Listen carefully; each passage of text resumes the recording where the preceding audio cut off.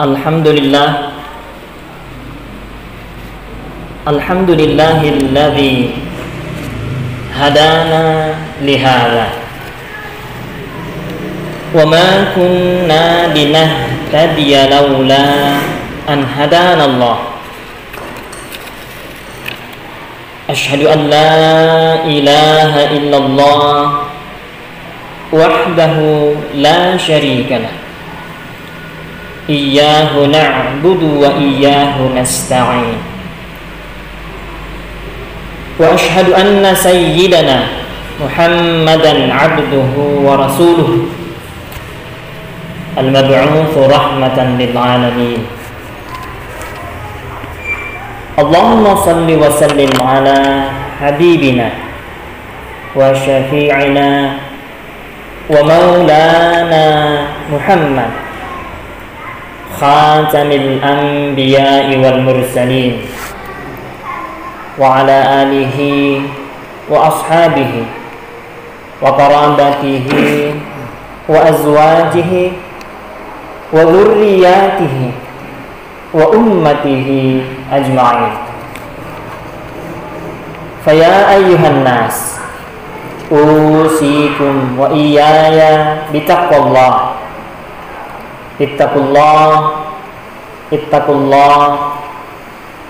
Ittaqullaha mastata'tum.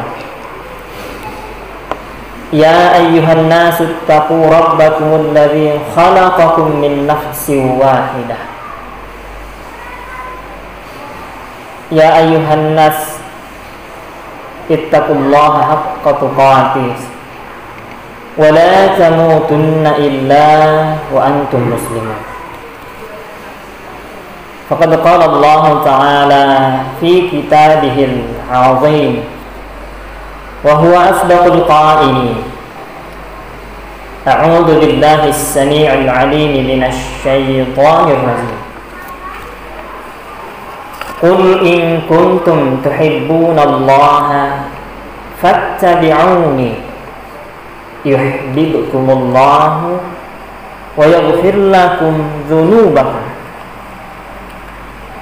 Wa qala aidan laqad kana lakum fi rasulillahi uswatun hasanah. Shadaqallahul aliyyul azim. Sidang jamaah Jumat yang dirahmati, yang dimuliakan oleh Allah Subhanahu wa taala. Mari kita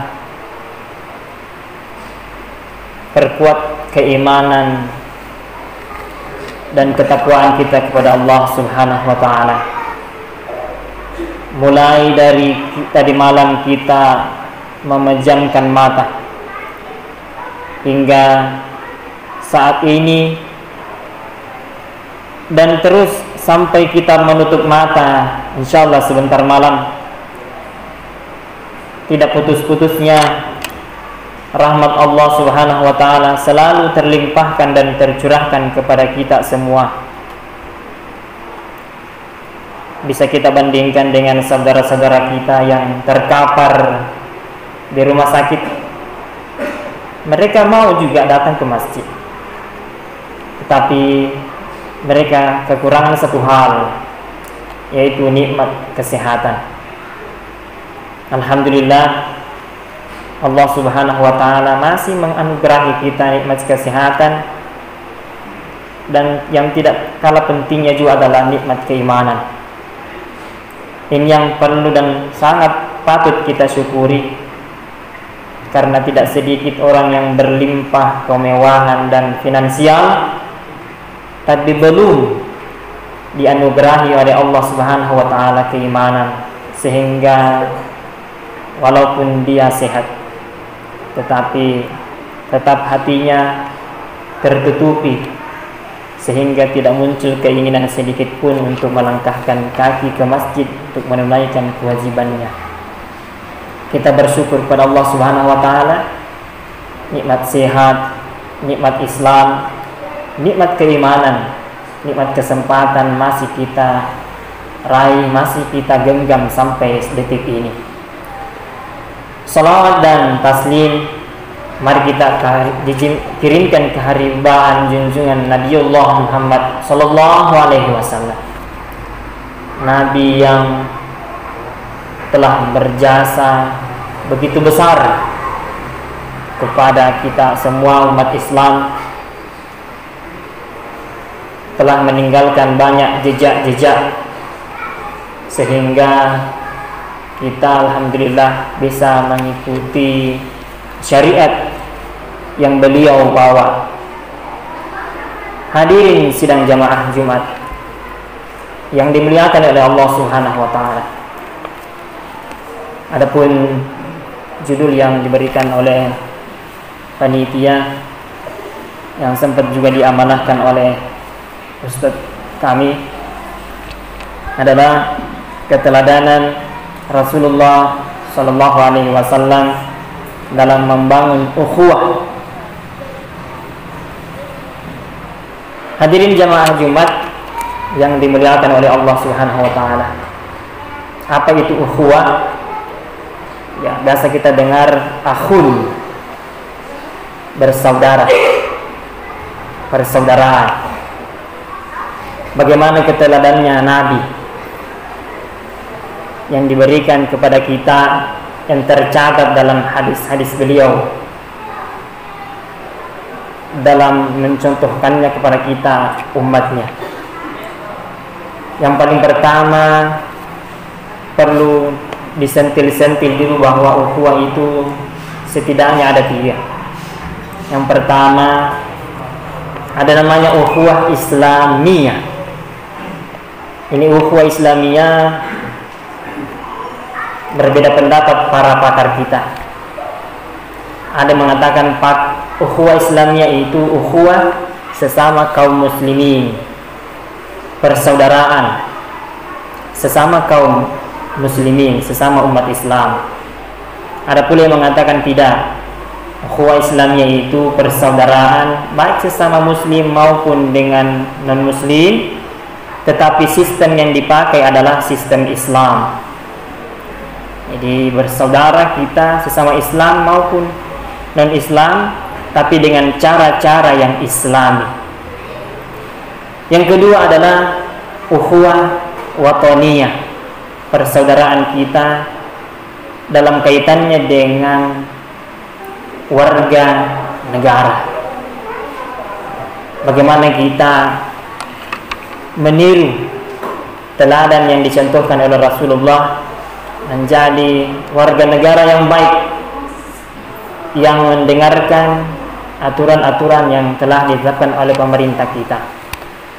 Dan yang ketiga adalah ukhuwah basyariyah, persaudaraan sesama manusia, baik sesama Islam maupun dengan yang tidak sekeyakinan dengan kita.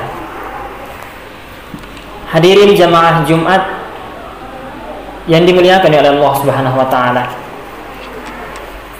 Kita ke dasar dulu bahwa Rasulullah sallallahu alaihi wasallam itu posisinya ada 2. Posisi pertama beliau sebagai Rasulullah, sebagai utusan Allah. Enak tidak enak dirasa, di telinga, di hati, itu syariat yang dibawanya. Kalau posisi beliau sebagai Rasulullah, posisi beliau yang kedua sebagai basyarun, sebagai manusia biasa. Ya, kita manusia ini setidaknya ada 5 posisi kita dalam Al-Quran. Di antaranya biasa kita dipanggil ya Bani Adam, hai anak cucu Adam. Itu nama kita.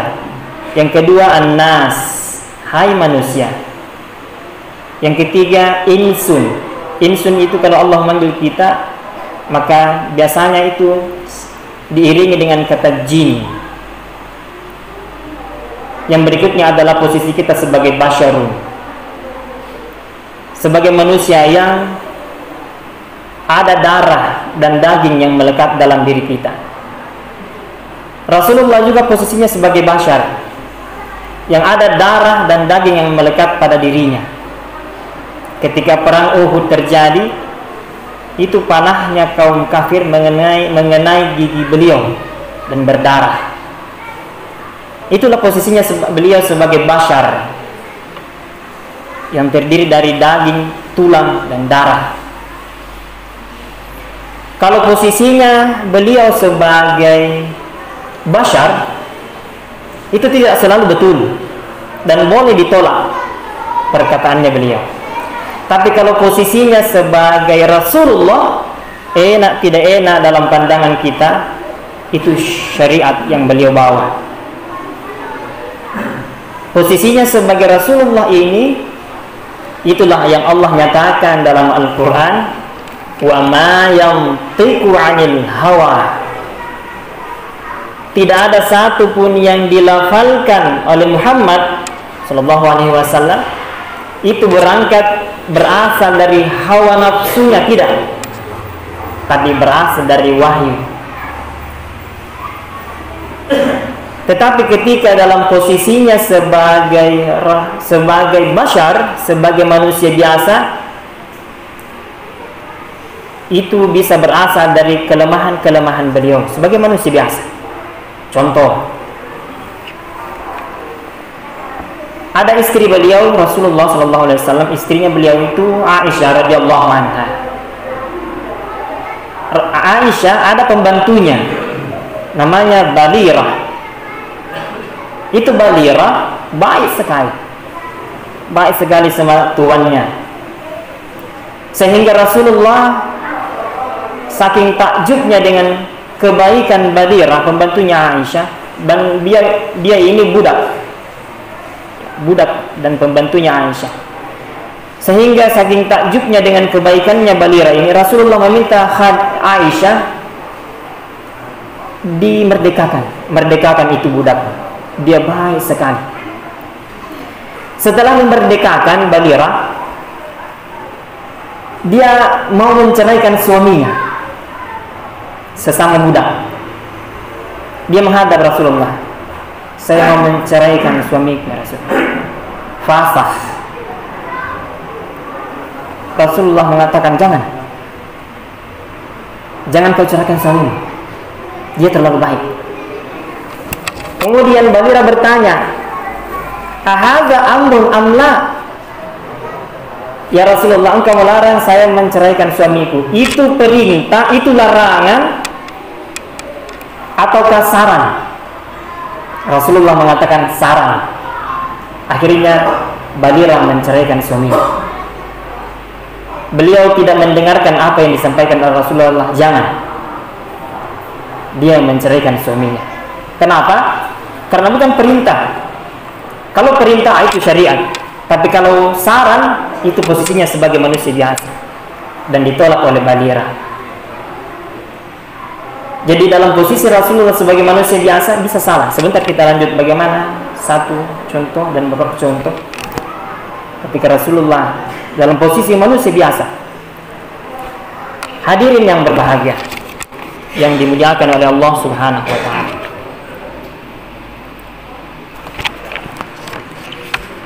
Sebelum kita masuk ke menyentil tentang keteladanan Rasulullah SAW saat ini, detik ini, begitu banyak tantangan yang dihadapi oleh manusia, khususnya kita ini kaum muslimin. Tantangan, rintangan, hambatan dalam berkehidupan kita, baik dalam hal ibadah maupun dalam hal muamalah, baik dalam melakukan aktivitas duniawi kita maupun dalam melakukan aktivitas akhirat. Terlalu banyak tantangan. Bahkan lebih berat tantangan yang kita hadapi dibandingkan dengan tantangan rintangan yang dihadapi oleh para sahabat di zaman Rasulullah sallallahu alaihi wasallam. Lebih berat kita. Apa buktinya? Sahabat dulu ketika ada permasalahan, ada permasalahan di antara sahabat dengan yang lain, itu masih ada Nabi. Orang Makassar, orang Jenepon itu mengatakan orang tuni pilang ngeri kanan.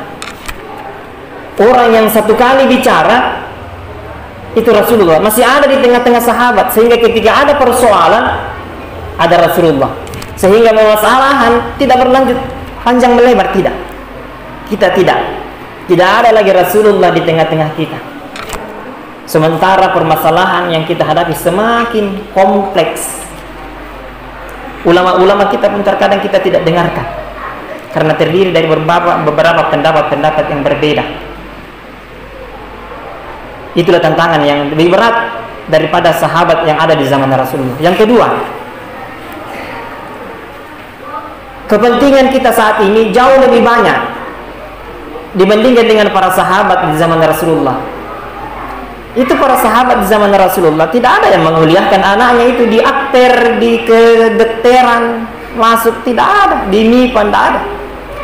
Sehingga mereka tidak berusaha hal-hal yang sifatnya duniawi, mencari uang yang sebanyak-banyaknya ratusan juta untuk memasukkan anaknya ke kedokteran, tidak ada. Sekarang kita tidak, kita menguliahkan anak tadi jurusan ini yang membutuhkan dana yang tidak sedikit. Ujung-ujungnya terkadang kita dituntut untuk mencari dana yang berlebih, finansial yang lebih banyak untuk menutupi kebutuhan-kebutuhan kita.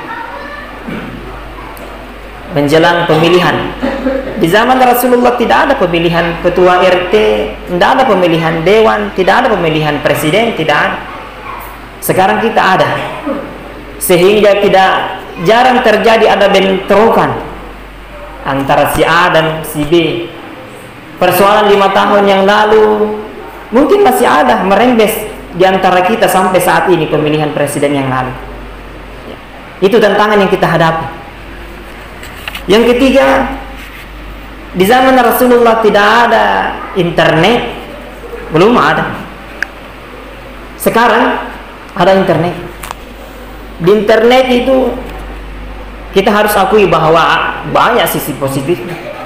Tapi kita harus akui pula bahwa tidak sedikit sisi ajaran-ajaran negatifnya, sehingga orang-orang yang lugu yang ada di pelosok-pelosok desa di sana ketika melihat YouTube itu terinspirasi hal-hal yang sifatnya konyol, hal-hal yang sifatnya kurang sopan, hal-hal yang sifatnya kriminal, hal-hal yang sifatnya porno yang tadinya tidak terfikirkan oleh mereka, sehingga mereka menjadi terinspirasi untuk melakukan hal-hal itu. Jadi tantangan yang kita hadapi ini jauh lebih berat dibandingkan dengan para sahabat zaman Rasulullah SAW. Oleh karena tantangan yang kita hadapi lebih berat, saat ini kita sedang semaraknya memperingati Maulid Rasulullah SAW. Saatnya lah kita gaungkan kembali bagaimana keteladanan yang telah dilakukan oleh Rasulullah, yang dicontohkan kepada kita semua dalam mempererat membangun ukhuwah persaudaraan. Satu contoh dalam hal kaitannya membangun ukhuwah persaudaraan sesama umat Islam, itu Rasulullah SAW. Beliau sangat realistis. Kalau beliau bersalah, beliau tahu bahwa dirinya itu adalah contoh dan suri tauladan, orang yang kata-katanya didengarkan di masyarakat, orang yang sangat dihormati, orang yang kata-katanya itu adalah bagian dari wahyu. Beliau tahu betul, tetapi beliau realistis. Ketika beliau salah, beliau tidak merasa malu untuk mengakui kesalahannya. Ini patut kita contoh dalam kehidupan kita sehari-hari. Sebagai seorang ayah, kita ini punya anak kita jurusan komputer, Kita tidak bisa Pak yang bukan jurusan komputer barangkali, atau kita hanya sebagai nelayan, petani yang tidak ada pendidikan kita, ilmu kita, disiplin ilmu kita di bidang komputer, mengajari anak kita tentang komputer. Kamu itu baru lahir kemarin mau sok tahu lebih pintar dari saya ini bapakmu. Tidak. Kita harus mengakui bahwa anak kita itu lebih hebat. Kita sebagai pemimpin di lingkungan kita, kalau ada bawahan-bawahan, staf-staf kita yang memang berkompeten di bidangnya, kita harus akui bahwa dia lebih hebat dari kita. Memang kita diciptakan dengan berbagai macam kelebihan, tapi harus kita akui bahwa di balik kelebihan yang kita miliki ada sisi kekurangan yang kita mengikut kepada kita. Pernah suatu hari Rasulullah SAW melihat seorang petani kurma. Itu petani kurma mengawinkan itu serbuk sarinya itu kurma jantan dengan kurma betina. Dia kawinkan itu. Ternyata begitu, ternyata kurma dikawinkan. Mungkin mirip dengan buah salak. Rasulullah yang melihat itu melarang. Jangan. Tidak boleh begitu. Itu sang petani tadi yang sudah bertahun-tahun menjadi petani, yang hasilnya tahun-tahun lalu melimpah ruah, karena yang berkata dan melarang ini adalah seorang Rasulullah, mendengarkan. Dan dia tidak kawinkan lagi itu kurmanya. Apa yang terjadi? 1 tahun kemudian hasil panennya menurun drastis. Si petani ini menghadap Rasulullah. Ya Rasulullah, bertahun-tahun saya bertani ini kurma, alhamdulillah hasilnya maksimal, sangat memuaskan. Tahun lalu engkau menyaksikan saya ya Rasulullah mengawinkan itu kurma, dan engkau melarang saya, dan saya mengikuti. Alhasil ya Rasulullah, panen tahun ini kurmaku menurun drastis. Apa kata Rasulullah? Antum a'lamu bi umuri dunyakum. Orang Jepang itu mengatakan, "Nusingan tunjin tu persoalan linomu daripada inakke." Anda itu lebih tahu persoalan duniamu daripada saya. Coba kita telah lebih dalam nih. Rasulullah mengakui kelemahannya, tidak mencari jalan pembenaran. Tidak, salah caramu. Kan biasa diantara kita begitu Pak. Kenapa Anda datang kemarin ke kantor? Pak, sakit tanganku. Ikan bisa jadi jalan kaki, bukan ke tangan yang jalan. Pak, saya tuh tanganku sakit, tak sakit kaki juga sakit. Selalu berusaha mencari pembenaran, sehingga yang selalu salah itu orang lain. Kita tidak pernah salah. Rasulullah tidak. Beliau tidak segan-segan mengakui bahwa kamu itu lebih mengetahui urusan duniamu daripada saya. Kembali lagi tadi itu bahwa Rasulullah ketika posisinya sebagai manusia biasa bisa saja salah. Kenapa? Karena Rasulullah sejak kecil tidak ada satupun riwayatnya beliau bertanam kurma, tidak ada. Sejak kecil beliau itu mengembala domba. Pada usia 12 tahun beliau ikut pamannya berdagang ke negeri Syam. Bahkan dalam kajian-kajian ekonomi, lebih lama Rasulullah itu menjadi pedagang, daripada menjadi seorang Rasul. Lebih lama Nabi itu menjadi pedagang, bisnismen, daripada menjadi seorang utusan Allah. Karena dari usia 12 tahun sampai menjelang pengangkatan pengukuhan beliau menjadi Rasul 40 tahun, beliau menjadi bisnismen, melanjutkan bisnisnya Khadijah. Ketika usia beliau 40 tahun diangkat menjadi Rasul, beliau meninggalkan, dan Rasulullah kesehariannya itu nafkah dirinya dan keluarganya ditanggung para sahabat. Hadirin yang berbahagia, jadi itulah Rasulullah tidak segan mengakui bahwa ada sisi kelemahan beliau, dan tidak menutup beliau melakukan kesalahan selama beliau dalam posisi sebagai manusia biasa, bukan sebagai Rasul. Ini satu contoh saja yang kita angkat. Tidak bisa Pak terlalu panjang kalau khotbah. Sebagai penutup khotbah ini, momentum peringatan Maulid ini, mari kita laksanakan bagi kita yang melaksanakannya sebagai nasihat untuk kita mengkaji secara mendalam teladan-teladan yang telah dilakukan oleh Rasulullah untuk kita realisasikan, buktikan dalam kehidupan kita sehari-hari. Insya Allah selama kita mengikuti Rasulullah, taraktu fikum amraini ma in tamassaktum bihima lan tadillu abada, kitaballahi wa sunnata rasulih. Aku meninggalkan dua hal yang ketika selama engkau mengikuti kedua hal itu, engkau tidak akan tersesat di dunia dan di akhirat, yaitu Al-Quran dan sunnah Rasulnya, termasuk teladan-teladan beliau yang sudah termaktub dalam kitab-kitab hadis yang biasa kita baca.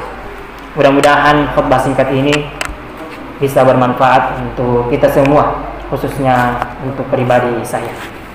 Amin ya rabbal alamin. Barakallahu li wa lakum fil Qur'anil azim wa nafa'ani wa iyyakum bima fihi minal ayati wad dzikril hakim.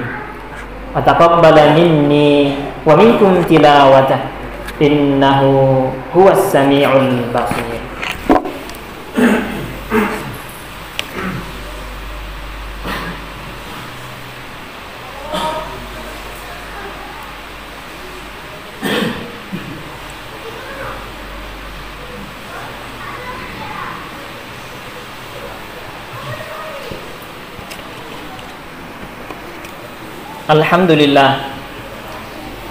Alhamdulillahilladzi arsala rasulahu bil huda wa dinil haq liyuzhirahu 'alad dini kullih wa kafaa billahi shahida.